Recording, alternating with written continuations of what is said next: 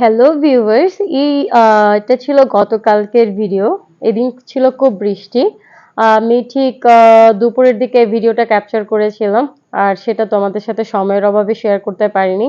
এটা হচ্ছে আমার বাগানে অনেক অনেক ফুল হয়েছে, এখন টাইম ফুল দিয়ে তো পুরো বাগানটা ভরে গিয়েছে।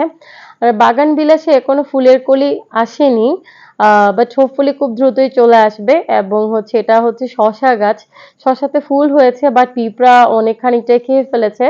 সেটার জন্য কীটনাশক দিব না, আমি চিন্তা করছি যে সামনে থেকে কেটে দিব, নতুন করে আবার ফুল আসবে এবং আমি কিছু সার প্রয়োগ করব চিন্তায় আছি। আর হচ্ছে এটা ছিল সেই ছোট্ট পুকুরটা যেখানে এখন মাছে ভরে গেছে। এই পুকুরের বেশ কয়েকটা রিভিউ আমি দিয়েছি। মানে আমার ভাবতে অবাক লাগে, এত এত বেশি মাছ হয়েছে। আমরা শুধুমাত্র দুটো মাছ নিয়ে এসেছিলাম, একটা মেল এবং একটা ফিমেল ছিল, বাকিগুলো সব হচ্ছে ওরা ব্রিড করে তারপর এতগুলো বাচ্চা হয়ে গেছে। মানে অবাক লাগছিল যে আসলে ইজ ইট পসিবল, মানে 2 মাসের মধ্যে অনেক অনেক বাচ্চা হয়ে গেছে। এখন দেখতে অনেক ভালো লাগে।